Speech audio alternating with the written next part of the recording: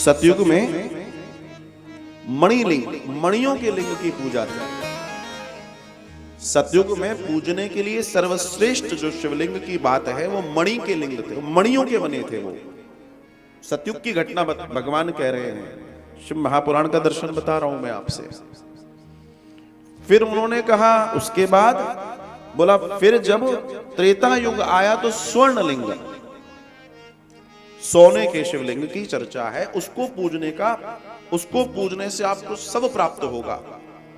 सतयुग में मणि वाले पूजने से प्राप्त होगा। उसके बाद सतयुग की चर्चा की बात कर रहे हैं, उसकी बात कर रहे हैं त्रेता की, तो उसमें सोने के लिंग को पूजने की बात कही गई है। और फिर उन्होंने कहा द्वापर, द्वापर में पारद के शिवलिंग पूजने से ही पूर्ण लाभ मिलेगा। मतलब वहां मणियों का, वहां सोने का, यहां पारद का। हाय, हम कलयुग वाले तो ये नहीं कर पाएंगे।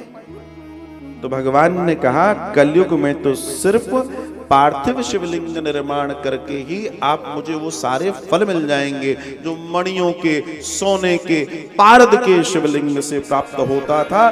कलयुग में मात्र पार्थिव शिवलिंग निर्माण करके आपको वो सब प्राप्त हो जाएगा। बोले भोलेनाथ भगवान की जय। इतना दर्शन, इतना सुंदर दर्शन आप विचार कीजिए।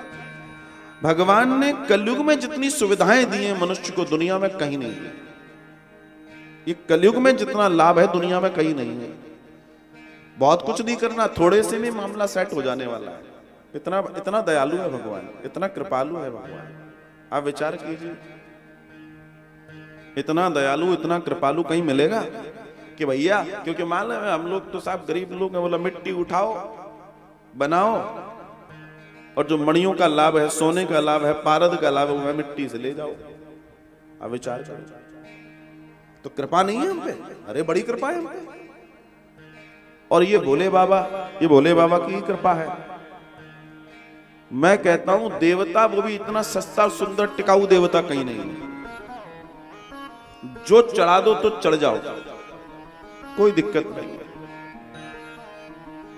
और नहीं जाओ बिहारी जी पे, वह पेड़ा चाहिए, लड्डू चाहिए, बड़े बड़े सुंदर सुंदर माला चाहिए, कभी कमल की लाओ, कभी या की लाओ, कभी वा की लाओ। और ये कह रहा है कुछ नहीं है तो तुम आके चढ़ जाओ भैया, हम प्रकट हो जाएंगे। अब बताओ आप, और क्या चाहिए? और मनुष्य को क्या चाहिए? भैया पैर में दर्द हो रहा है, आराम से ऊपर बैठ जाओ। कोई भगवान ने नहीं बोला कि शरीर को दर्द, बैठो आराम से, हाँ बैठो ऊपर। अब परमात्मा सोच रहा होगा मैया को दर्द हो रहा, बेचारा बैठ नहीं पा रहा हो, बैठो आराम से, बोलो राधे राधे।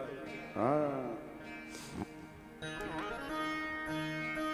तो उन्होंने कहा कि पार्थिव शिवलिंग का निर्माण श्रेष्ठ है। पार्थिव शिवलिंग